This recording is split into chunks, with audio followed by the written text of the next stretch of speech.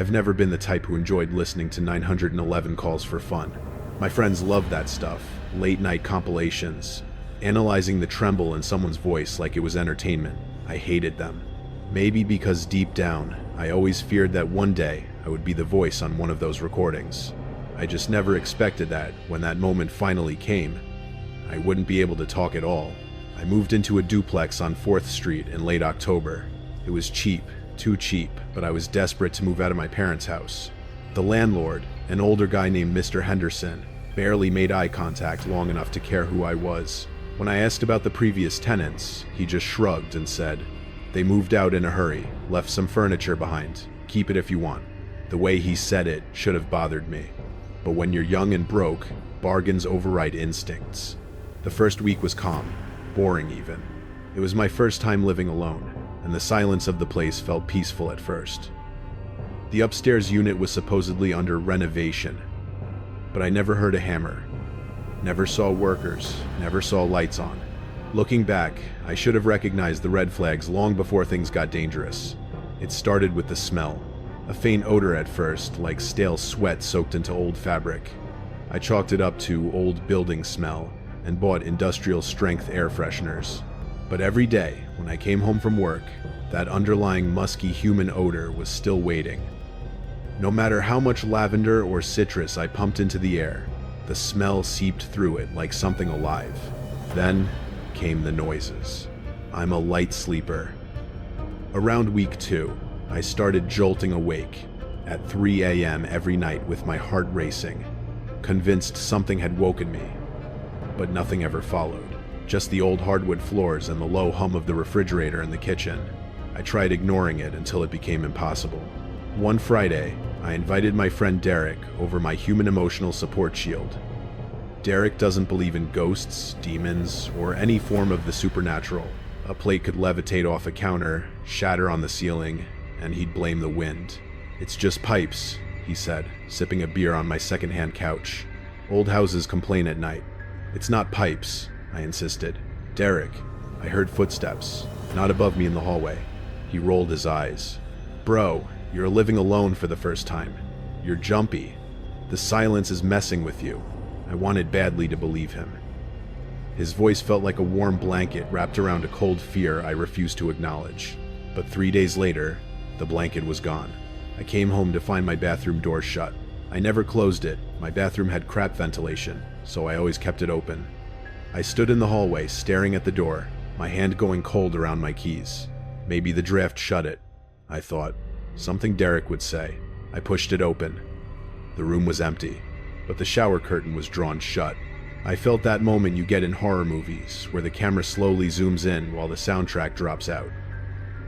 My heart sank into my stomach. I grabbed a baseball bat and ripped the curtain back.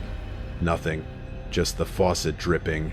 Still, that moment planted a seed in my brain, a growing certainty that something inside this house was wrong. The breaking point came on November 14th. I remember the date because I was FaceTiming my sister for her birthday.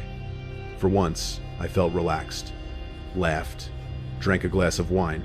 When we hung up around 11:30, I went to rinse the glass in the kitchen sink. My duplex had a long hallway, extending straight back from the kitchen, the bathroom, and bedroom at the end. From the sink, that hallway looked like a black tunnel. That's when I heard it, a single high-pitched whine of a familiar floorboard. The one just outside my bedroom door, the one I stepped on every single morning. I froze, one hand under the running water, the other gripping the counter until my knuckles whitened. The house fell silent, but the echo of the creak replayed in my head. I finally shut off the water, and the silence felt like something holding its breath. "Hello?" I called. My voice sounded embarrassingly small, weak. I grabbed the nearest thing that looked like a weapon, a steak knife, then swept through the hallway.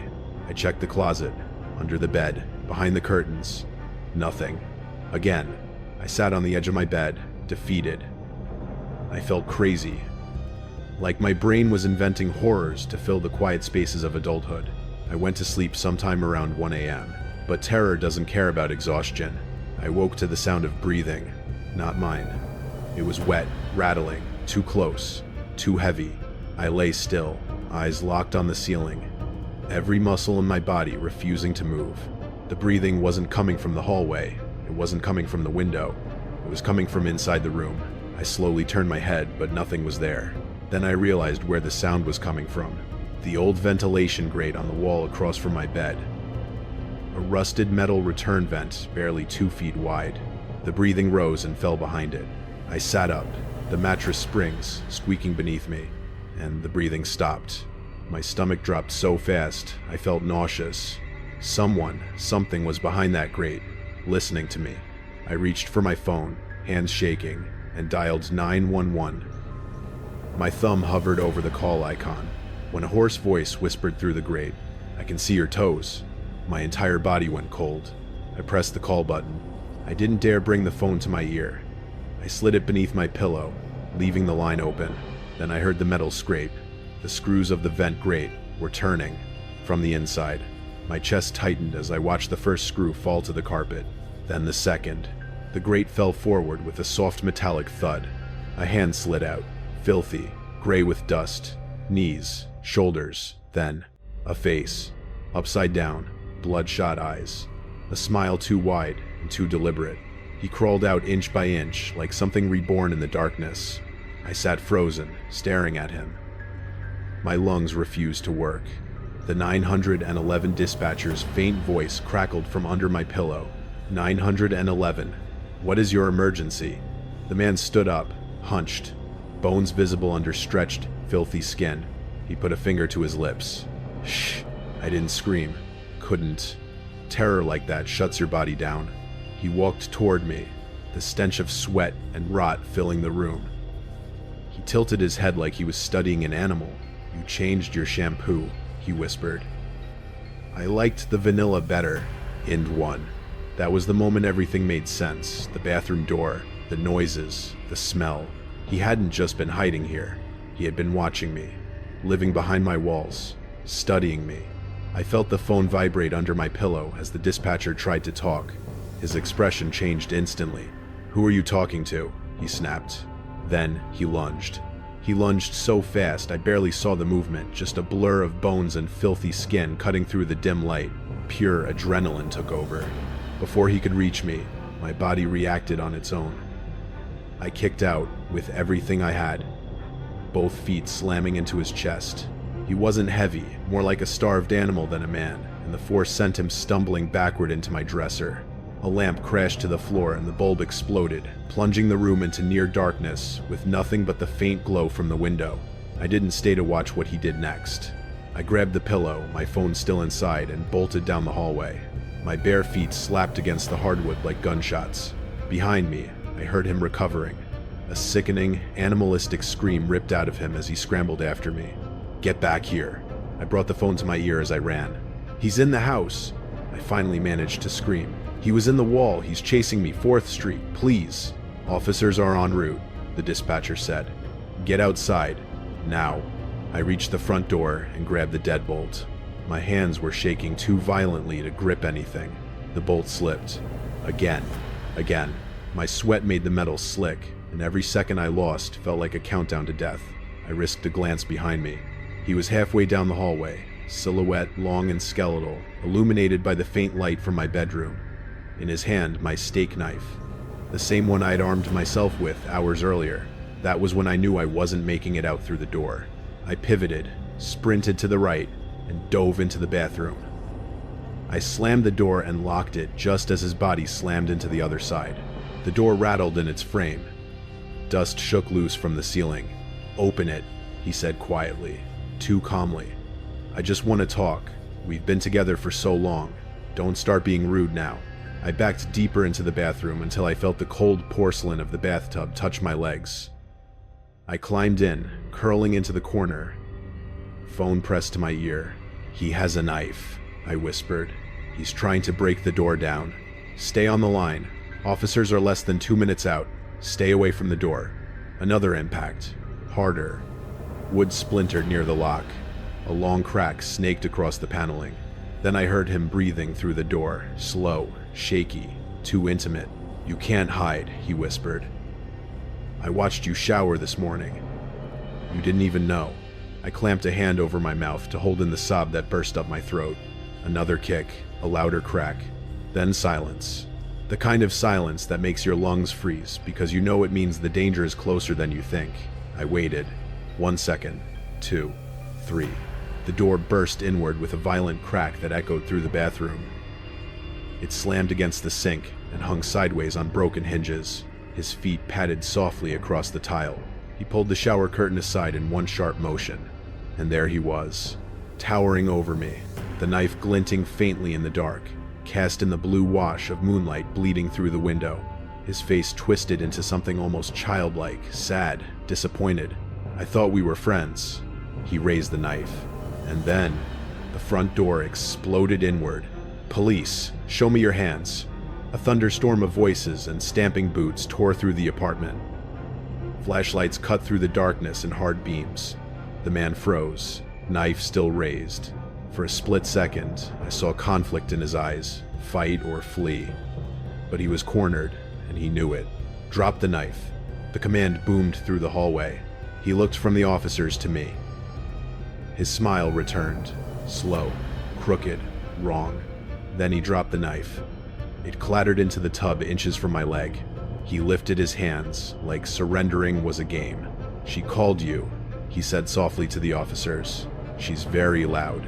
They tackled him to the ground. The sound of his body hitting the tile and the clack of handcuffs was the most comforting noise I'd ever heard. An officer helped me out of the tub, draping a jacket over my shoulders. But even wrapped in it, I couldn't stop shaking. They dragged him out moments later. His head turned toward me as he passed. He winked. I moved out the next morning. I didn't pack anything. Didn't care about the furniture, or the clothes, or the deposit.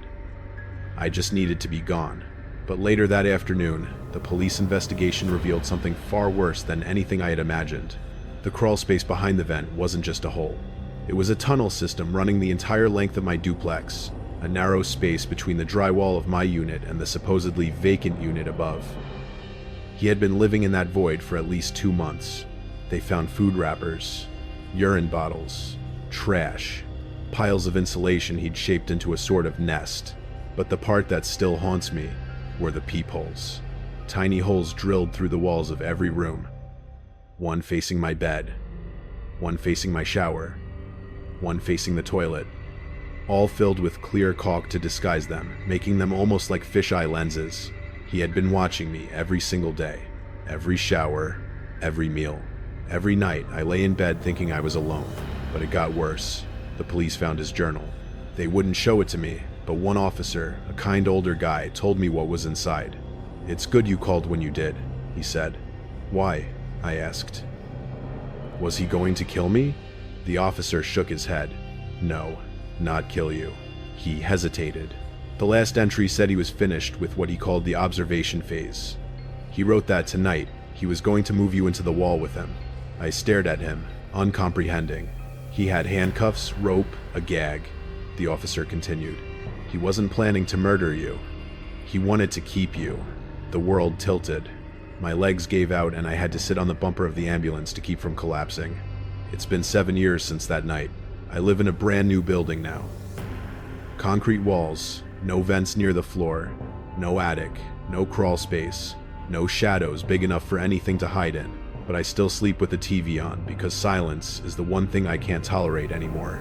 And even now, once in a while, usually around 3 a.m., I swear I hear breathing. Not in the room, not in the hallway, but somewhere inside the walls. And I don't wait to convince myself it isn't real anymore. Because now I know the truth. If you ever feel like you're being watched, if the hairs rise on the back of your neck, if you wake up certain someone else is in the dark with you, you're probably right. And you should never ignore that feeling. I almost did, and I nearly became someone's pet.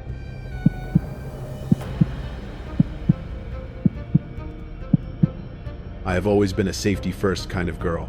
I'm the one who shares her location with 3 different friends before a first date. I check license plates, I check the child block.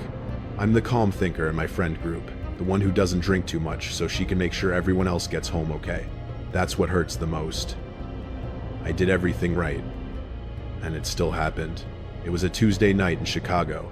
I had been working late at the law firm, trying to get ahead on a murder case that was draining the life out of me. By the time I clocked out, it was 11:45 p.m.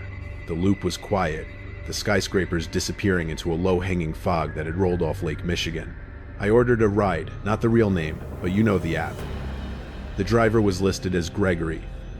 He had a 4.9-star rating and over 2,000 trips. The car was a gray sedan. Safe, reliable, vetted. When the car pulled up, I checked the plate. It matched.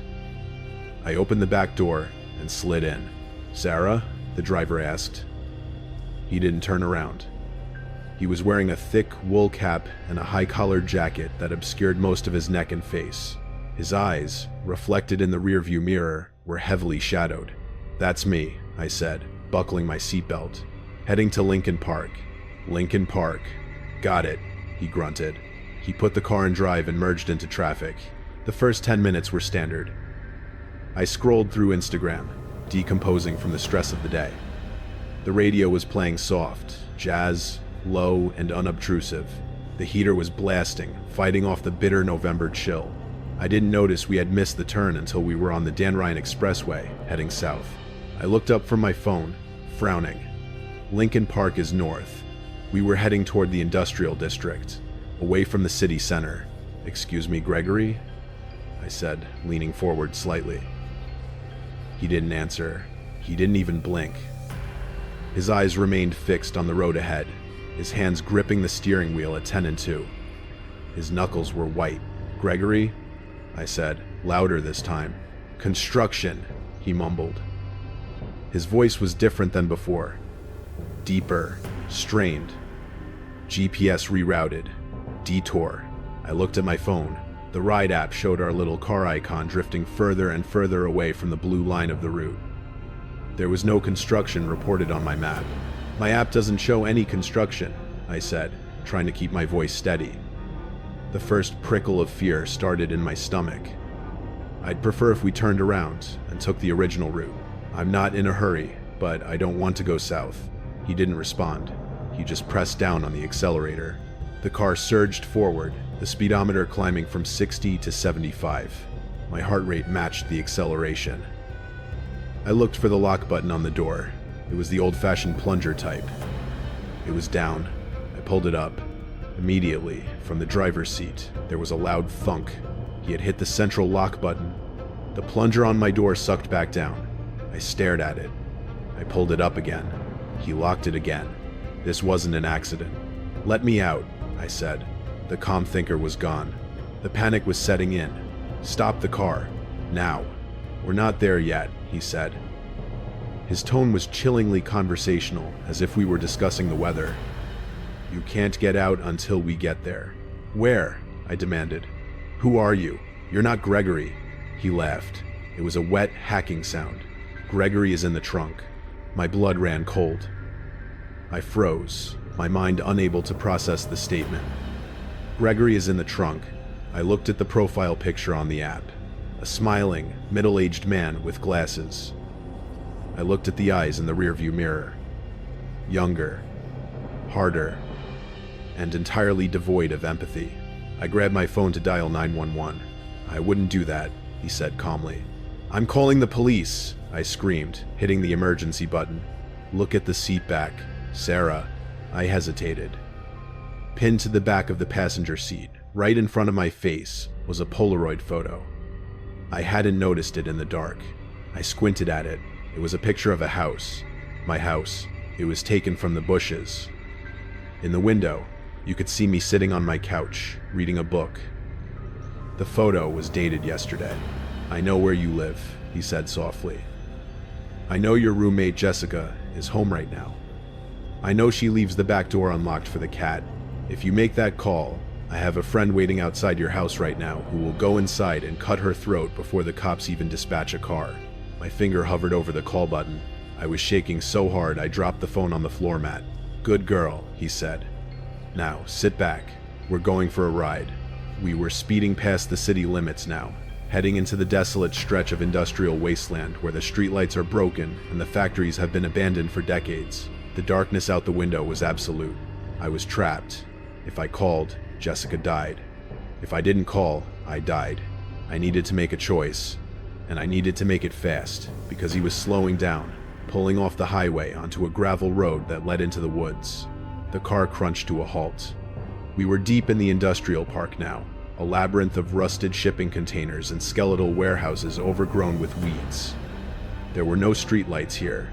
The only illumination came from the car's headlights, cutting 2 yellow cones into the suffocating darkness. He turned off the engine. The silence that followed was heavy, ringing in my ears. "Why are we stopping?" I asked. My voice trembled, betraying the calm facade I was trying desperately to maintain. He didn't answer. He unbuckled his seatbelt. The metallic click sounded like a gunshot. He turned in his seat, draping his arm over the headrest, and looked at me. In the dim light of the dashboard, I saw his face clearly for the first time. He was nondescript, average, the kind of face you pass in the grocery store 1,000 times and never remember. That was the terrifying part. He looked so normal. "You have a choice, Sarah," he said. "You can make this easy, or you can make it hard. But either way, you're not going to Lincoln Park." "What about Jessica?" I blurted out. "You said." "I said a lot of things," he interrupted, reaching for the door handle. "Sit tight. I need to get something from the trunk." He opened his door and stepped out into the cold night air. The moment the door slammed shut, my paralysis broke. The threat against Jessica was terrifying, but the reality of a man retrieving a weapon from the trunk was immediate. I scrambled across the back seat, grabbing the door handle. Locked. Child lock. I threw myself over the center console into the front seat. My hips slammed into the gear shift, a jolt of pain radiating down my leg, but I didn't care. I hit the unlock button on the driver's side door. Nothing happened. He had the key fob. The car was dead. I looked in the rearview mirror. He was standing at the trunk. He popped the lid. He wasn't moving. The imposter reached in and pulled out a tire iron. He slammed the trunk shut and turned toward the driver's side door. I screamed. It was a raw, animal sound. I didn't have a weapon. I had my phone, my keys, and a heavy hydro flask water bottle. He grabbed the door handle. I locked the door manually.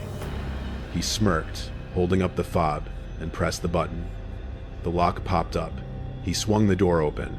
"Making it hard," he sighed, raising the tire iron. I didn't wait for him to swing. I swung first.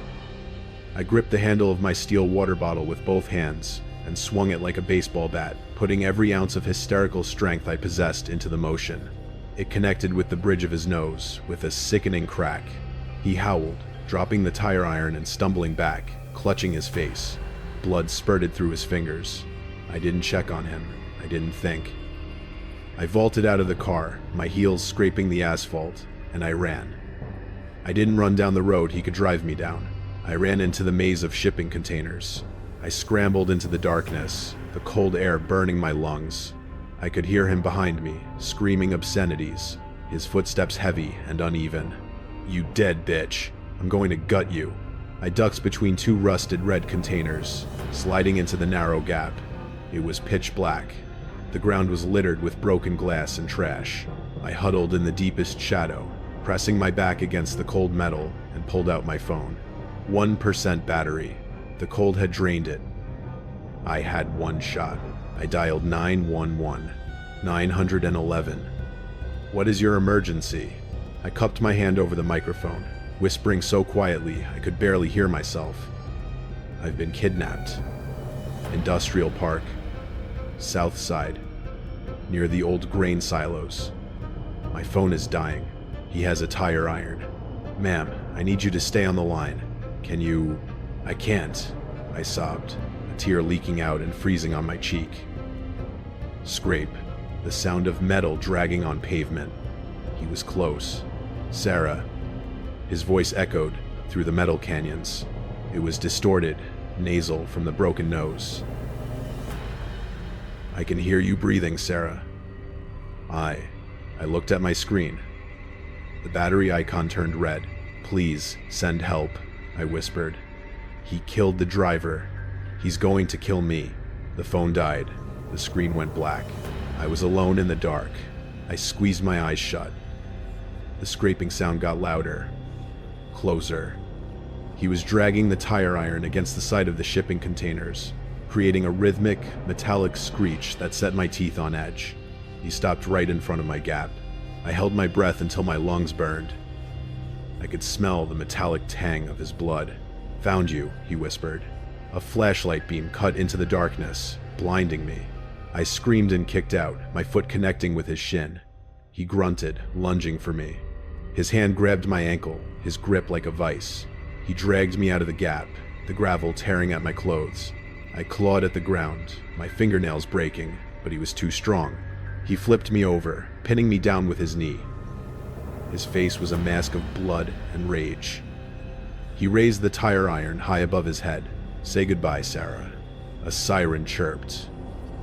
A floodlight washed over us, turning the night into day. "Drop the weapon. Police." The man froze, the tire iron suspended in the air.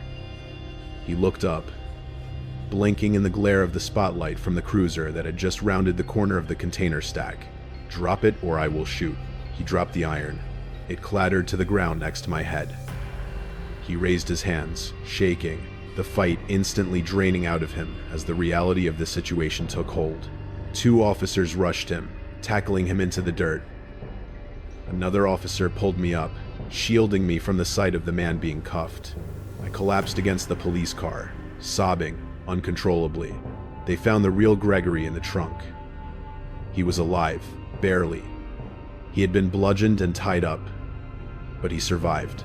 As for the threat against Jessica, it was a lie. The police examined his phone. He had found me on social media during the ride using my first name. The photo of my house was a screenshot from a public Instagram story I had posted 2 days prior. He didn't have a partner. He didn't know where I lived. He just knew how to use fear to control me. I still use rideshare apps. I have to, for work. But now, I carry a knife, and I never, ever get in the car without checking the face of the driver. Because the scariest part wasn't the ride. It was the realization that for 20 minutes, I sat 3 feet away from a man who was planning exactly how he was going to dispose of my body. And I was politely making small talk.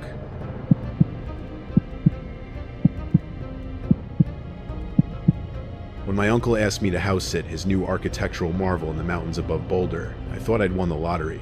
I was a broke grad student with a mountain of thesis work to do, and he was offering me $500 a week to stay in a multi-million-dollar mansion with a stocked fridge and gigabit internet. "It's fully automated," he told me, handing over a key card instead of a metal key. "The system is called Aegis. It controls the lights, the locks, the temperature, the security. Just don't mess with the settings." I drove up on a Friday afternoon. The house was breathtaking and intimidating. It was essentially a glass box perched on the edge of a cliff, surrounded by dense pine forest. The walls were floor-to-ceiling windows. From the living room, you could see for miles.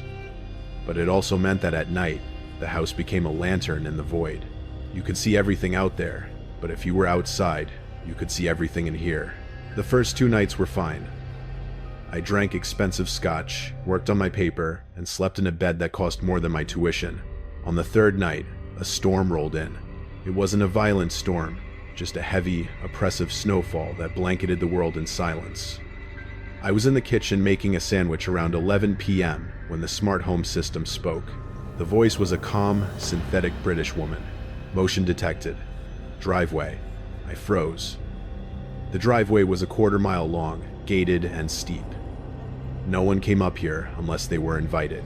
I walked over to the wall-mounted iPad that controlled the house and tapped the camera feed. Blackness. Aegis. "Show me the driveway camera," I said. "Camera signal lost." The voice replied pleasantly. "Great," I muttered. "Probably the snow." I went back to my sandwich. I'm a rational guy. The skeptic, if you will. Sensors glitch. Wi-Fi drops. It happens. 10 minutes later, the voice spoke again. Motion detected. Front deck. This time, my stomach dropped. The front deck was right outside the glass living room walls. I turned off the kitchen lights, plunging the room into darkness so I could see out. I crept into the living room, pressing myself against a structural pillar. I scanned the deck. The snow was falling softly, illuminated by the perimeter mood lighting. There was nothing there. No footprints in the fresh snow. Nothing. "Aegis," I whispered. "Status report. System all clear." "Perimeter secured," the voice said. I let out a breath I didn't know I was holding.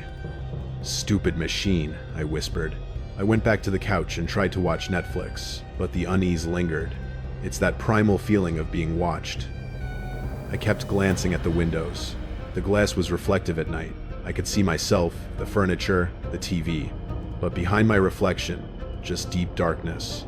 At 11:45 p.m., the system chimed again. A different sound this time.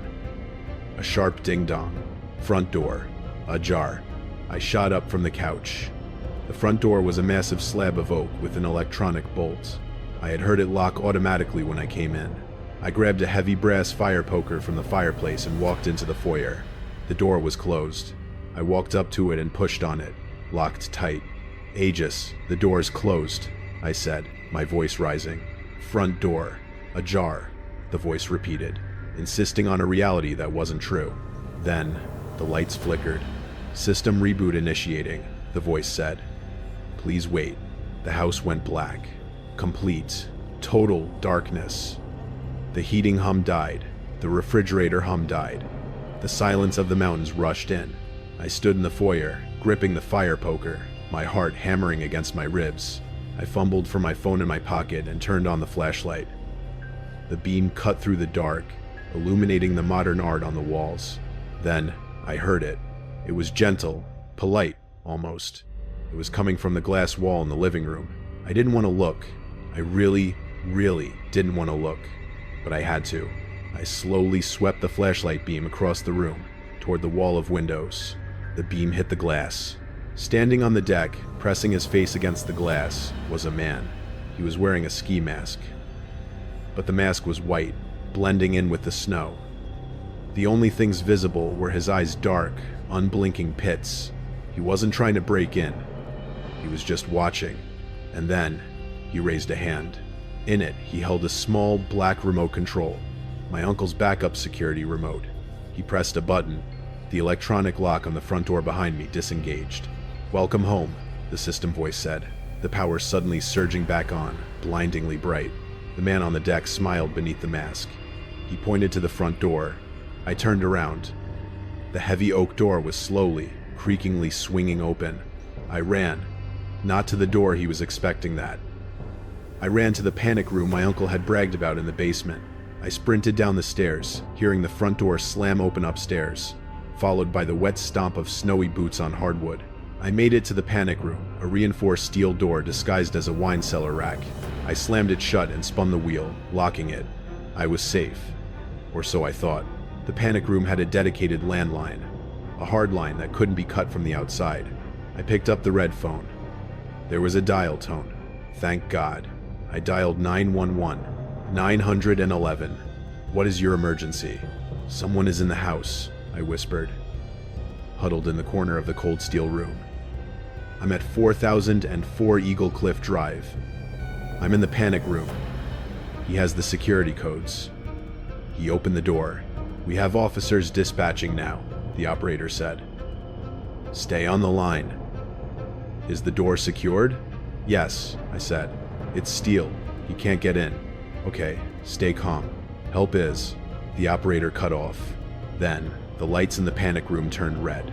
A voice came over the intercom speaker in the ceiling of the room. It wasn't the British lady this time. It was a male voice, distorted. "Sarah?" the voice said. "I know you're in there." Aegis tells me everything. My blood froze. He had control of the system. He had control of the panic room.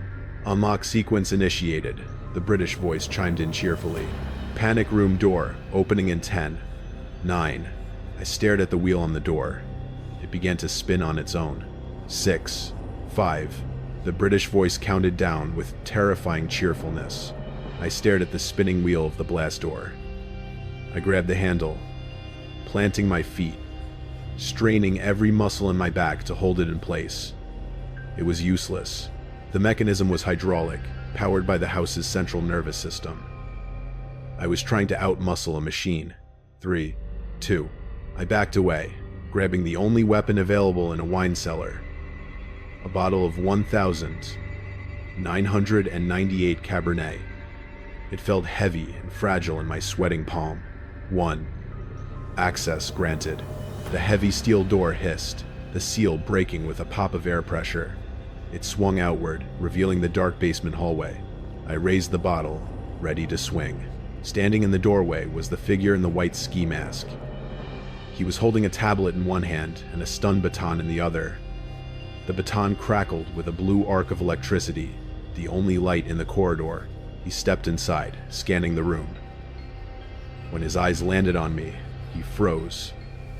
The head cocked to the side, just like a confused dog. "You're not Sarah," he said. His voice was muffled by the mask, but the confusion was clear. He sounded genuinely offended. "There is no Sarah here," I screamed, my voice echoing off the steel walls. "I'm house-sitting! Get out!"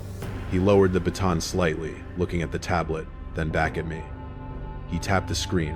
"Correction," the house voice chimed. "Occupant identified. Alexander." The man sighed, a long, frustrated exhale.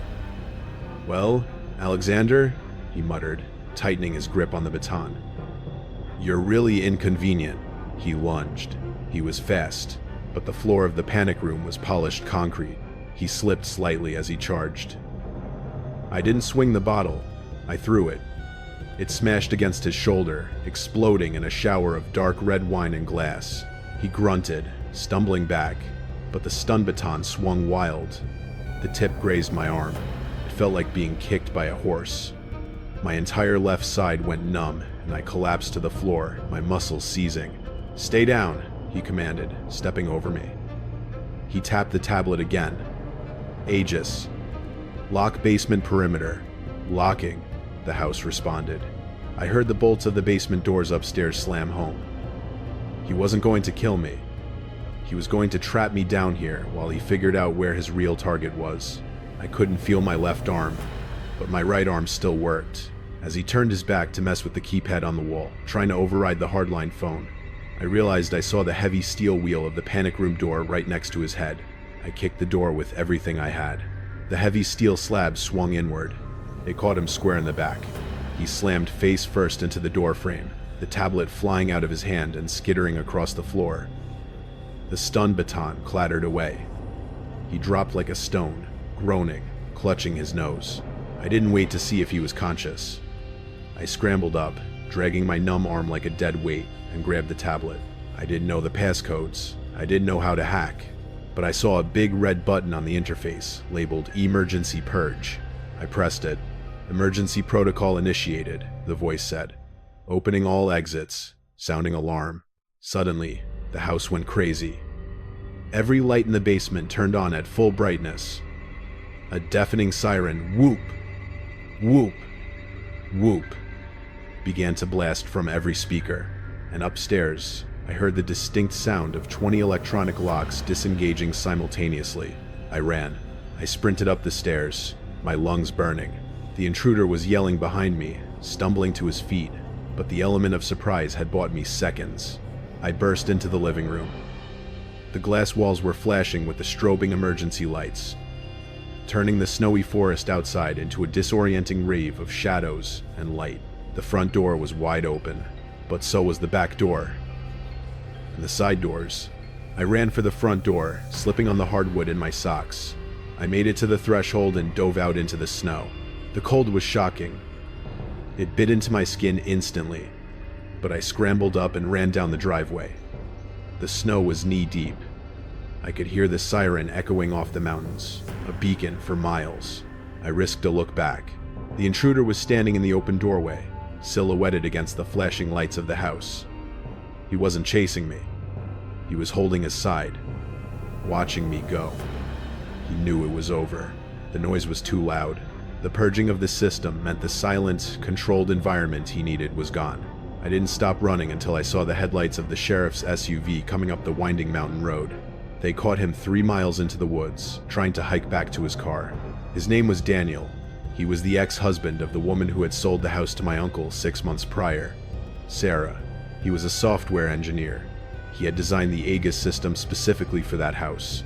When Sarah left him and sold the place, he kept a back door in the code. He had been stalking her for months, waiting for a night when she was alone. He didn't know she had moved to California. He didn't know my uncle owned the place. He had watched the cameras, seen a figure, and assumed it was her new boyfriend. When he saw me in the panic room, he realized his mistake. But the most chilling part of the police report wasn't the weapon or the stalking. It was the logs from the smart home system. According to the data, Daniel had been in the house virtually for weeks. He had been logging in every night. He had watched me sleep. He had adjusted the thermostat while I was in bed to see if I would wake up. He had unlocked and locked the doors while I was in the shower, just to test the sensors. The glitches I had experienced the first few days, the lights flickering, the cold drafts weren't glitches. It was him, playing with his dollhouse, getting ready to come inside. I don't house sit anymore, and I don't use smart homes. If I want to turn on the lights, I flip a switch. If I want to lock the door, I turn a key. Because if you can control your house from your phone, it means someone else can too, and you never know who is holding the other remote.